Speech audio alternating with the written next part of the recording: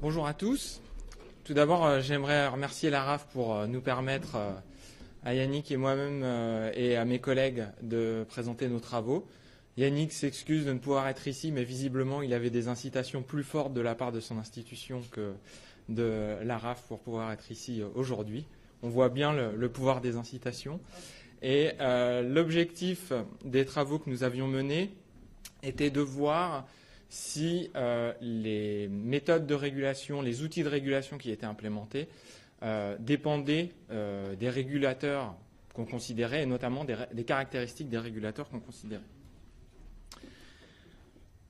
Je vais passer très vite sur cette slide puisqu'on en a largement parlé des différentes méthodes de régulation. On a considéré principalement ces 5 méthodes que sont le cost plus, le price cap, la régulation sur la qualité de service, les menus de régulation et le benchmarking.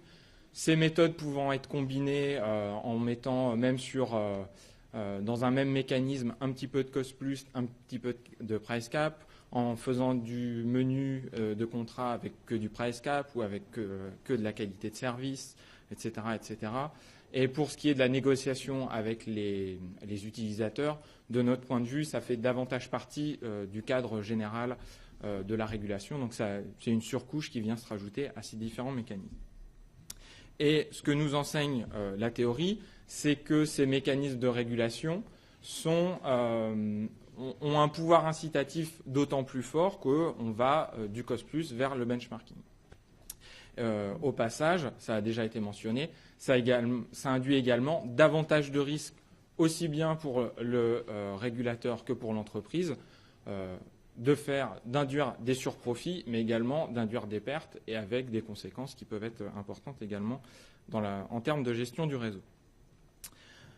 Donc la théorie nous dit tout de même qu'il faut utiliser les menus de régulation et la concurrence par comparaison, le benchmarking, pour toutes les activités des gestionnaires de réseau. Donc là, notre papier, nous, s'était focalisé sur les gestionnaires de réseau de transport d'électricité, mais de notre point de vue, c'est un cadre d'analyse qui peut s'étendre à l'ensemble des industries, notamment à l'industrie des réseaux ferrés. La fin de ma présentation, il y a une illustration. J'ai pris le risque d'aller vers les réseaux ferrés, même si ce n'est pas une industrie que je maîtrise, mais ça vous permettra de voir comment ce cadre peut être appliqué en pratique. Donc quand on regarde dans la pratique des gestionnaires de réseau électriques en Europe, si on prend le cas de la France, on s'aperçoit que finalement le cost plus est plutôt beaucoup appliqué sur la R&D, les investissements, les congestions, et que le price cap s'applique surtout sur les coûts de maintenance ou sur les coûts d'exploitation, et qu'il y a également un mécanisme incitatif sur la qualité de service. Et même quand on regarde la Grande-Bretagne, qui est clairement, en termes de régulation, que ce soit dans l'électricité, dans les secteurs ferroviaires, un secteur pionnier en termes d'application des mécanismes de régulation, on s'aperçoit que les menus sont appliqués, mais pas sur tous les types de coûts, même dans la nouvelle régulation qui a été mise en place à partir de 2013, si je ne me trompe. Et donc finalement, même le benchmarking est relativement peu appliqué dans l'ensemble de ces régulations et souvent est appliqué avec beaucoup de prudence de la part des régulateurs. Ça a été mentionné, ce n'est pas toujours le cas. On le voit par exemple aux Pays-Bas où le benchmarking a été décidé que ce soit appliqué de façon brutale, y compris sur la base d'actifs régulés, ce qui signifie qu'on demande des gains d'efficacité sur des investissements passés aussi. Sur des coûts échus, ça me semble un petit peu risqué. Mais bon. Donc, ce qu'on souhaite défendre, on a 2 points qu'on souhaite mettre en avant dans ce papier. Le premier point qui est finalement, dans les modèles de régulation, on suppose que le régulateur a des pouvoirs très conséquents en termes de collecte d'informations, en termes de compétences, en termes de méthodologie de calcul, en termes de pouvoir, vraiment des pouvoirs conséquents. Et on va le voir, ce n'est pas vraiment ce qu'on voit dans la réalité. Et par ailleurs, on voit que dans en théorie, on suppose que l'entreprise régulée peut être régulée sur la totalité de ses coûts, avec un seul outil. quand on regarde dans la pratique, ce n'est pas du tout ce qu'on voit. On voit qu'il y a un ensemble d'outils qui est régulé pour différents types de coûts. Et donc ça nous amène à une deuxième question. Comment on choisit le bon outil en fonction du type de coût qu'on regarde? Et donc finalement, il y a une question d'alignement qui va devoir se faire entre les outils de régulation, une caractérisation de l'aptitude du régulateur et les coûts qu'on souhaite cibler, les tâches de l'entreprise régulée qu'on va souhaiter cibler.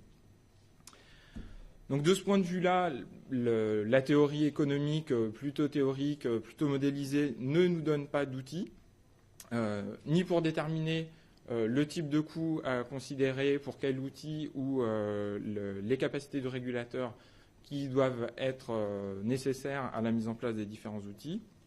Et donc nous, ce qu'on va proposer, c'est un cadre pour répondre à ces deux questions. Bon, ça, je l'ai déjà mentionné, je vais passer assez rapidement dessus. Donc, quand on regarde ce que nous enseigne la littérature économique, finalement, il y a un présupposé qui est le régulateur, en gros, est capable de réguler et est capable d'appliquer l'outil de régulation qu'on souhaite étudier. Ce qui est une hypothèse implicite extrêmement forte.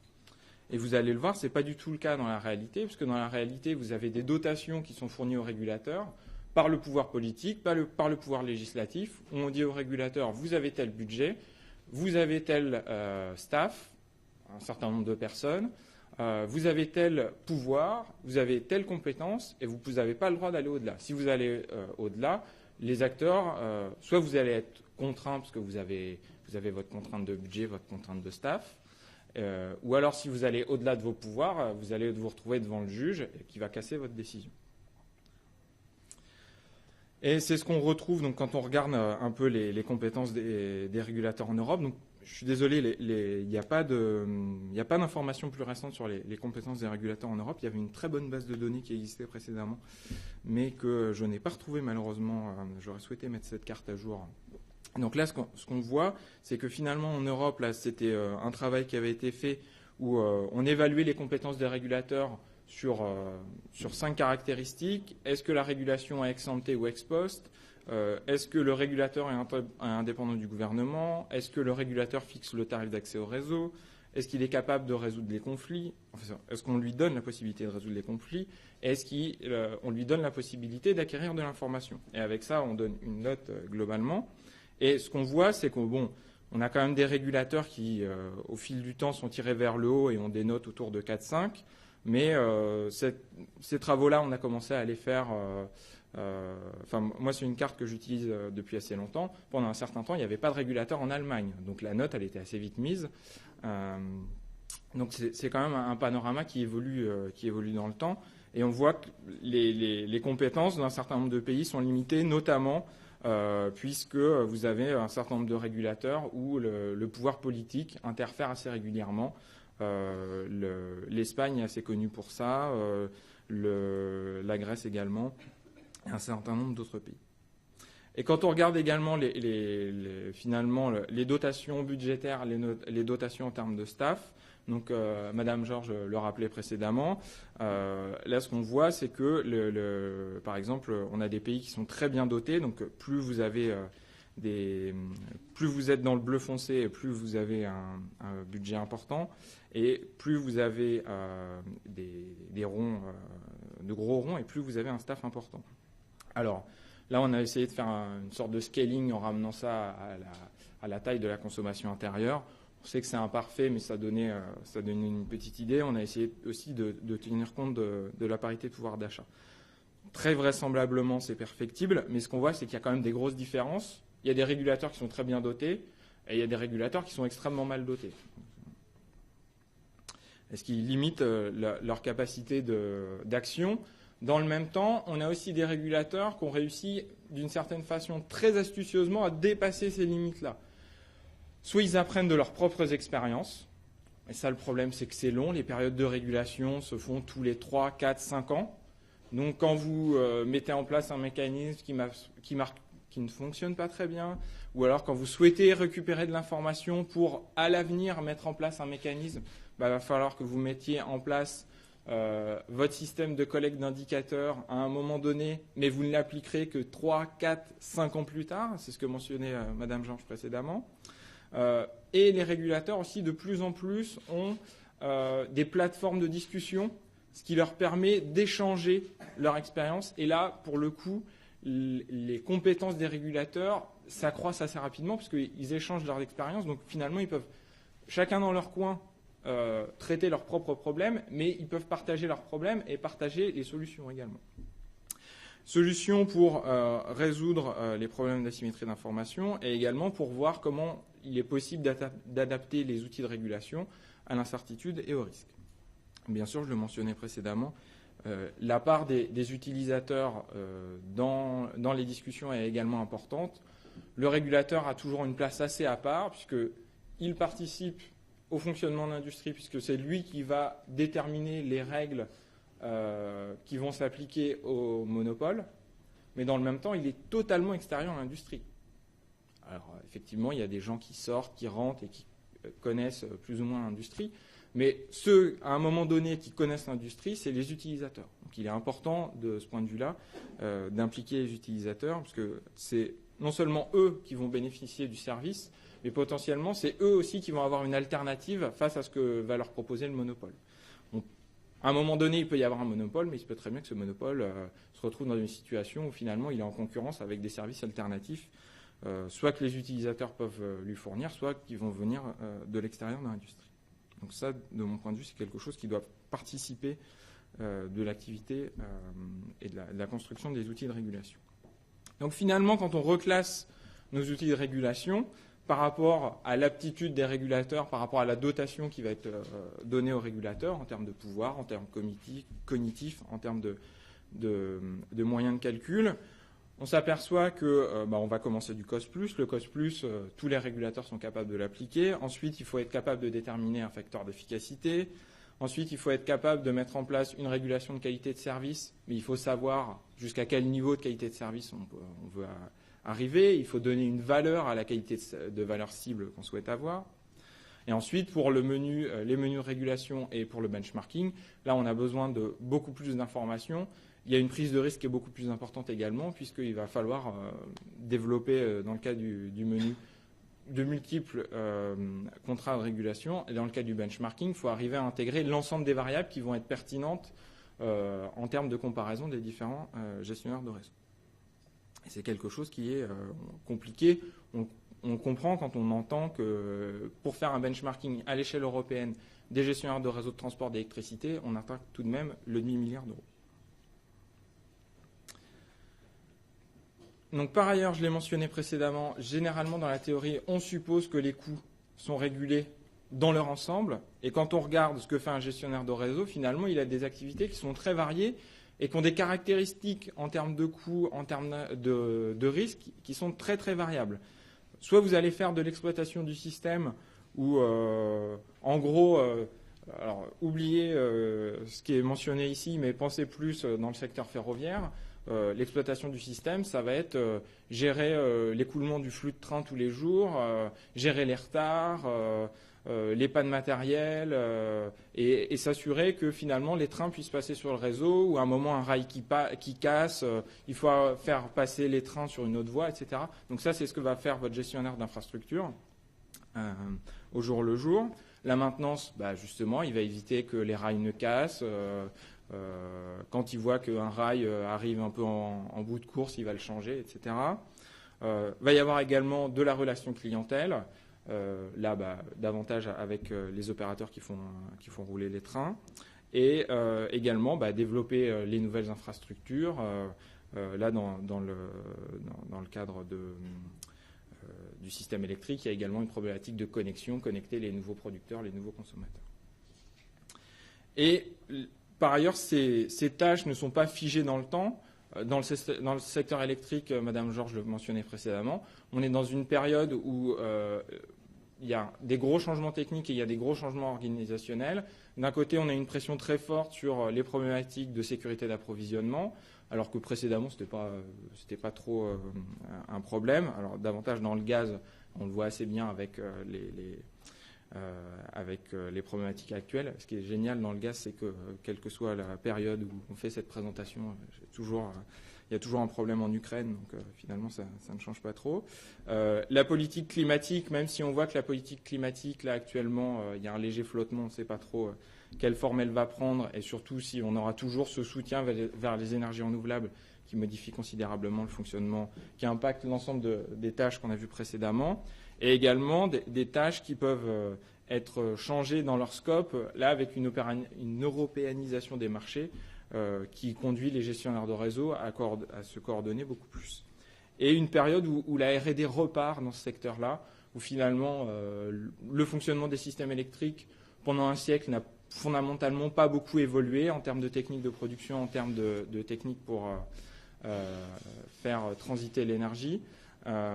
Mais on voit que, on va dire, depuis une dizaine, une vingtaine d'années, on a des nouvelles techniques qui se développent et qui vont se développer de plus en plus, ce qui veut dire, encore une fois, que ça va impacter l'ensemble de ces différentes tâches. Donc finalement, on a différentes tâches, on a toujours nos différents outils. Maintenant, il va falloir arriver à faire un matching entre nos outils et nos tâches. Et pour faire ce matching, on va s'appuyer sur 3 caractéristiques. On a caractérisé ces tâches avec 3 caractéristiques. La première qui est la contrôlabilité, la seconde qui est la prévisibilité et la troisième qui est l'observabilité. Et je vais illustrer ces caractéristiques maintenant. Donc la contrôlabilité, c'est se poser la question, est-ce que le gestionnaire de réseau, pour un coût, alors plus pour un coût pour une tâche, mais est-ce que le gestionnaire de réseau est capable de maîtriser un coût? L'exemple des taxes que mentionnait Mme Georges tout à l'heure, pour moi, c'est du pain béni. A priori, les taxes, ça devrait être pass-through.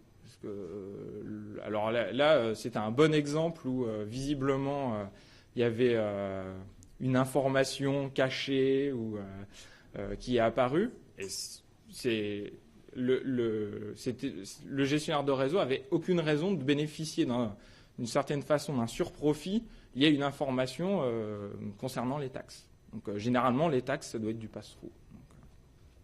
Ou alors, un autre exemple qui s'applique en Grande-Bretagne, je pense qu'il s'applique également en France, c'est les pensions de retraite, où là, pour le coup, le régulé n'a pas vraiment de moyens d'action sur les pensions de retraite, et donc les pensions de retraite sont en pass-through dans son budget. Donc là, dans ce cas-là, le coût n'est pas contrôlable. Ce serait idiot de lui imposer une régulation incitative sur ce coût-là, où je reprends l'exemple de la base d'actifs régulés aux Pays-Bas. Il semble assez étonnant quand même d'imposer une régulation sur des coûts échus sur lesquels le gestionnaire de réseau n'a plus aucun moyen d'action. Alors ensuite, la prévisibilité. Donc là, c'est si vous avez si vous avez du mal à internaliser, le mot est mal choisi. Si vous avez du mal à intégrer l'impact des phénomènes extérieurs sur les coûts, vous allez avoir du mal à distinguer l'impact des efforts du gestionnaire de réseau sur les coûts. Donc, si vous avez beaucoup d'incertitudes autour de ce que fait le gestionnaire de réseau, vous allez avoir du mal à distinguer l'impact de ces efforts. Donc, ça s'illustre de la façon suivante. Quand vous êtes dans une situation où vous avez beaucoup d'incertitudes, je ne vois pas le point, donc, bon, on va faire ça.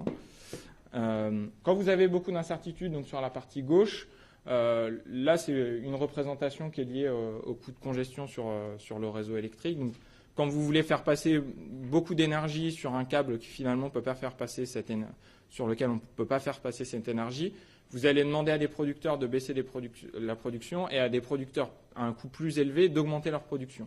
Donc finalement, la gestion de la congestion va générer un surcoût, mais cette gestion de congestion peut résulter d'un nombre de facteurs très très grand. Ça peut résulter notamment quand vous êtes sur un réseau interconnecté de plein de choses, de ce qui se passe hors de votre réseau sur lequel vous n'avez pas du tout de moyens d'action. Et donc dans ce cas-là, vous avez beaucoup d'incertitudes sur votre coût de congestion. Donc vous avez finalement une courbe en cloche qui est très étalée. Et l'effet de l'effort du gestionnaire de réseau là, qui est représenté par la flèche rouge, vous allez avoir du mal à le distinguer parce que vous allez vraiment être sur le haut de la courbe et vous ne voyez pas trop si vous allez impacter, si le gestionnaire de réseau a vraiment impacté le coût de congestion ou si c'est uniquement un effet des facteurs externes. Par contre, quand on est dans l'autre situation, si vous arrivez assez bien à filtrer l'effet des variables externes sur votre coût de congestion, là, vous allez arriver à distinguer l'effet de l'effort de votre gestionnaire de réseau sur ses coûts. Et donc, dans ce cas-là, ça va être utile de mettre en place un mécanisme de gestion, un mécanisme de régulation incitative, puisque dans ce cas-là, vous allez bien pouvoir rémunérer l'effort de l'entreprise régulée.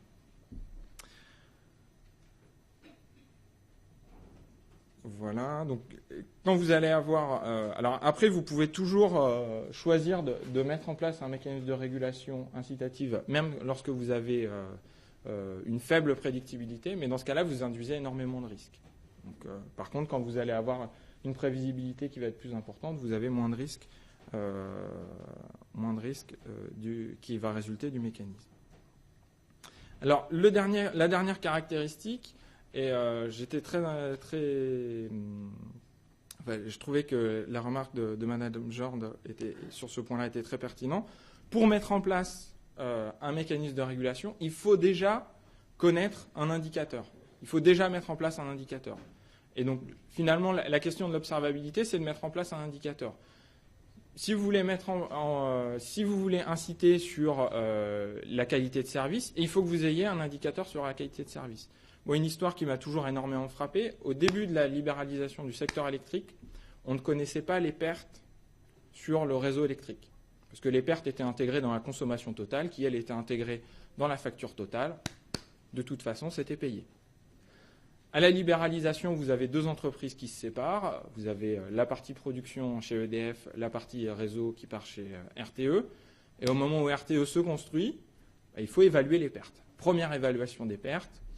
De mémoire, je ne sais plus, c'est 4 ou 6 TWh. Résultat des courses, on est plutôt autour de 12. Donc on voit quand même qu'il y a des indicateurs qui sont utiles, qui sont nécessaires pour mesurer ce genre d'éléments. Donc il se trouve que par ailleurs, les pertes ont des caractéristiques qui font qu'on ne peut pas appliquer. Il n'est pas très judicieux en France d'appliquer une régulation incitative, mais on voit bien que la question de l'observabilité est importante, qu'elle prend du temps, que ça demande des process à mettre en place chez le régulateur et chez l'entreprise régulée. Donc c'est également coûteux à mettre en place. Et donc cette question de l'observabilité va se décliner en fonction des différents types de mécanismes incitatifs. Pour faire du cost plus, vous avez besoin de regarder que les factures, donc l'observabilité des gains d'efficacité, ça ne va pas vous intéresser. Enfin, vous n'en avez pas besoin. Par contre, quand vous allez mettre en place du price cap, une régulation de la qualité de service, un menu, yardstick competition, là, vous allez avoir besoin d'une base d'information qui va être de plus en plus importante pour mettre en place ces mécanismes. Donc finalement, on arrive à un arbre de décision qui a à peu près cette forme-là, où finalement, quand le gestionnaire de réseau n'est pas capable de contrôler ses coûts, ou finalement n'a pas suffisamment de prévisibilité sur ses coûts ou sur la qualité de service, ou alors si au départ vous n'avez pas d'informations, d'indicateurs qui sont mis en place, c'est assez simple, vous mettez en place une régulation cost plus. Par contre, quand vous allez avoir davantage d'informations et la bonne information, vous allez pouvoir mettre en place le bon mécanisme pour choisir votre outil de régulation. Encore une fois, là c'est une vue théorique. En pratique, c'est des outils qui vont être combinés. Et bien évidemment, il faut tenir compte des capacités du régulateur. Alors maintenant, je vous propose d'illustrer ça assez brièvement dans le cas du ferroviaire. Donc là, vraisemblablement, c'est très... dans notre papier, on fait ça pour le secteur électrique. Mais là, je vous propose de le faire dans le secteur ferroviaire en prenant quelques risques, mais ça vous donnera, je pense que ça vous permettra de réagir plus facilement. Donc par exemple, sur la maintenance, c'est une activité qui est très régulière. C'est une activité qui est très régulière où il n'y a pas... finalement, il y a assez peu d'incertitudes. C'est très souvent lié à la base d'actifs régulés, puisque plus vous allez avoir d'actifs, plus vous allez avoir d'actifs à maintenir. Même si la relation n'est pas univoque entre les deux, puisque vous allez avoir, si la relation, en fonction du temps, plus vous allez avoir des actifs âgés, plus vous allez avoir des coûts de maintenance importants à faire. Donc là, le mécanisme que vous allez devoir ou pouvoir choisir, bon, le cost plus, c'est pas très judicieux dans le cas de la maintenance. Et ensuite, ça va dépendre de l'information dont vous disposez pour mettre en place ce mécanisme. Si on pense à une incitation sur la ponctualité ou sur les retards, là, finalement, le mécanisme qui va être intéressant à mettre en place, ça va être un mécanisme qui va dépendre de l'information que vous avez sur la relation entre les retards et un certain nombre de variables externes. Notamment, ce qu'on peut penser, c'est que vous allez avoir plus de retard quand votre trafic est dense. Donc, il faut extraire l'impact de la variable trafic sur la ponctualité pour donner une incitation pertinente à l'opérateur du réseau. Si vous laissez la densité dedans, c'est une façon assez simple pour lui de gérer cette problématique du retard, c'est d'avoir un trafic qui est moins dense. Mais dans ce cas-là, vous allez dégrader la qualité de service. Et dernier exemple, bon là je sais qu'il est sûrement qui relève de la science-fiction, mais qui montre que ce cadre peut se développer assez largement, qui est que finalement, même quand on est sur de la R&D, au départ, certes, on peut aller sur des mécanismes qui sont plutôt en cost plus, parce que finalement, la R&D, si vous êtes dans une situation de price cap, il y a plein d'exemples qui montrent que quand vous êtes en price cap, une façon assez simple d'atteindre le price cap en R&D, c'est d'arrêter la R&D. Donc, si vous voulez préserver la R&D, au départ, il faut mettre en place du cost plus. Et ensuite, au fur et à mesure que l'industrie se développe et que l'industrie, que la technologie devient de plus en plus mature et se déploie, dans ce cas-là, vous allez pouvoir descendre en termes de mécanismes et augmenter en termes de pouvoir incitatif. Donc, pour conclure très brièvement, on l'a vu, on a des régulateurs finalement qui ne sont pas aussi omnipotents que l'aimerait la théorie, c'est bien dommage. Et quand on voit les succès de la régulation, finalement, c'est des situations où le régulateur avait suffisamment de pouvoir, suffisamment de compétences, suffisamment de budget pour arriver à être suffisamment proche du régulateur théorique. Par ailleurs, il faut tenir compte du fait qu'il y a différents types de coûts avec différentes caractéristiques en termes d'observabilité, en termes de prévisibilité et en termes de contrôlabilité, et que finalement le choix pour le régulateur de mettre en place ces mécanismes va dépendre des caractéristiques de coût, mais aussi de ses propres capacités. Merci bien.